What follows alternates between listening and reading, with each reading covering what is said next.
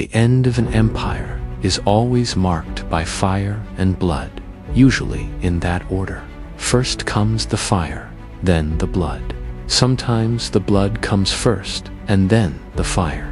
It depends. But either way, it's always messy. The imperial palace was once the jewel of the Azorean Empire, a shining monument to power and wealth. Its spires touched the clouds, and its foundations were laid in dragon's blood. Now it is a tomb, a pyre of charred marble and ash, silent witness to the empire's demise, crumbling into the abyss of oblivion. It started with whispers in the shadows, rumors of rebellion and disloyalty spreading like wildfire through the crumbling empire. The king, Alaric the Just, or what remained of him, sat upon his golden throne, a relic of a bygone era, watching his world burn from atop his broken tower. The throne room, once the seat of imperial power, now a desolate wasteland of broken statues and toppled columns. The fire raged around him, licking at the ornate ceiling, casting flickering shadows that danced a macabre ballet on the walls. The heat was unbearable, yet the king remained seated, his eyes fixed on the inferno that consumed his kingdom. His daughter, Princess Amara, stood beside him, her face pale and drawn in the firelight. Her once vibrant red hair was now a tangled mess, her beautiful gown torn and soiled. She had tried to persuade her father to flee, to abandon the city and seek refuge in the countryside, but he had refused. He would not abandon his people, not while there was still a chance of survival.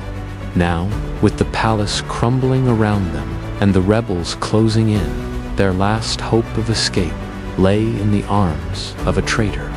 The king's trusted advisor, Lord Cassian, had betrayed them, opening the city gates to the very armies that sought to destroy it. In exchange for his treachery, he had been promised a noble title and a share of the kingdom's vast wealth. But even as the rebels stormed the palace, Cassian had second thoughts. He hesitated at the threshold of the throne room, torn between his ambition and his conscience.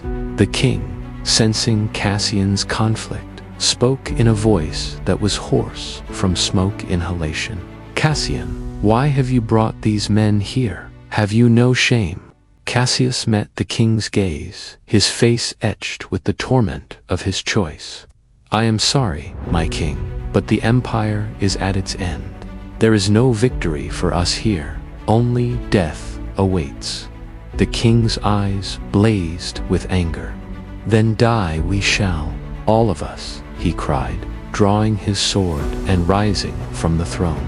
But not without a fight. With a roar, he charged toward the palace doors, his loyal knights at his side. Outside, the battle raged. The rebel army, led by the charismatic General Marius, was breaching the palace defenses with ease. The imperial soldiers, outnumbered and demoralized, were falling back, their swords and shields clattering to the ground. As the king and his knights burst through the doors, they were met with the sight of the palace grounds being overrun. Men and horses clashed in a whirlwind of steel and fury, the air filled with the stench of sweat, blood, and fear. The king fought with the ferocity of a cornered lion, his sword flashing in the torchlight as he cut down rebel after rebel. But it was a losing battle. The palace walls were breached, and the rebels poured in, their numbers seemingly endless. Amidst the chaos, Princess Amara found herself separated from her father and his knights. She stumbled through the labyrinthine corridors of the crumbling palace, desperately searching for an escape, but there was none. The rebels were everywhere, their banners snapping in the wind like the flags of a funeral procession. Exhausted and terrified, she collapsed against a cold marble pillar, tears streaming down her face. She was alone, the last scion of the Azorean royal line. an orphan in the ruins of her own birthright. In the courtyard, the king, surrounded by fallen knights and slain enemies, made a last stand. He fought with the strength of a demigod, his silver hair streaming behind him like a banner of defiance. But even his valor could not turn the tide. General Marius, his face grim and determined, advanced toward the king, his sword raised high. Alaric the just, Marius boomed, his voice echoing across the courtyard. Your reign is over. Yield now, and I will grant you a swift death. The king looked at him, his eyes blazing with hatred. Never, he whispered, and charged. Their blades met in a shower of sparks, and for a moment, time seemed to stand still. But the king was weary, his armor heavy with the grime of battle. Marius pressed his attack, and slowly, surely, the king began to falter. With a final surge of strength, Marius parried the king's sword and thrust his blade deep into the king's chest. The king gasped, his eyes wide with surprise, and collapsed onto the ground, his armor making a dull thud as it hit the stone. He lay there for a moment, his chest rising and falling, his eyes staring blankly at the cloudy sky, before his head lolled to one side and his breathing grew shallow. He was still alive, but for how long? As the life drained from the king's eyes, Amara emerged from the shadows, her face ashen and tearful. She rushed to her father's side, cradling his head in her lap and whispering words of comfort. "Father, please don't leave me," she cried, her voice breaking with grief. "Don't leave me alone." But the king was beyond hearing her pleas. His eyes, once filled with the fire of 1,000 suns, were now vacant and cold, reflecting nothing but the dying embers of his kingdom. He was gone. Word spread like wildfire through the crumbling palace walls that the king was dead. "Long live the king," the rebels cried, their voices echoing with triumph. But in the grand tapestry of history, who remembers the victors? Only the vanquished find their stories sung by bards around flickering campfires, their names whispered in hushed tones as cautionary tales for aspiring conquerors. Amara cradled her father's corpse, her own life force ebbing away as the life essence of the empire, its heart and soul seeped out of him, leaving only an empty shell.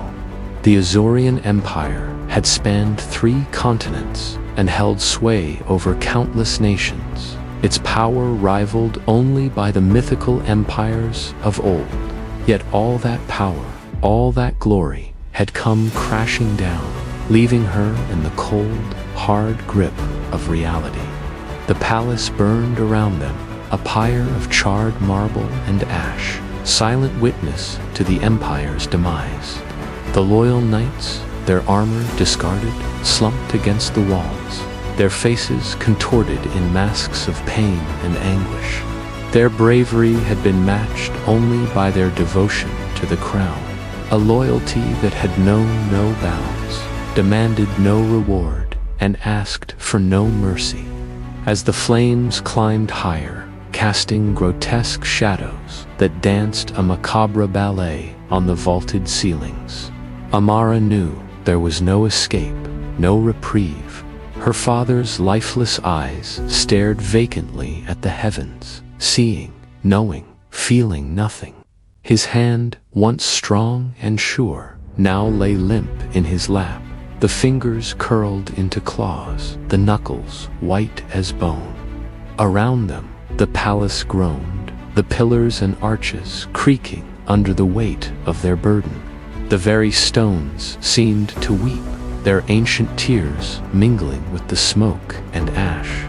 The storm outside reached a crescendo, the winds keening like mourners, the rain lashing against the windows, blurring the flames into dancing phantoms. Lightning split the sky, momentarily banishing the darkness and revealing the haunted faces of courtiers and guards, frozen in mid-stride, forever enshrined in marble and shadow.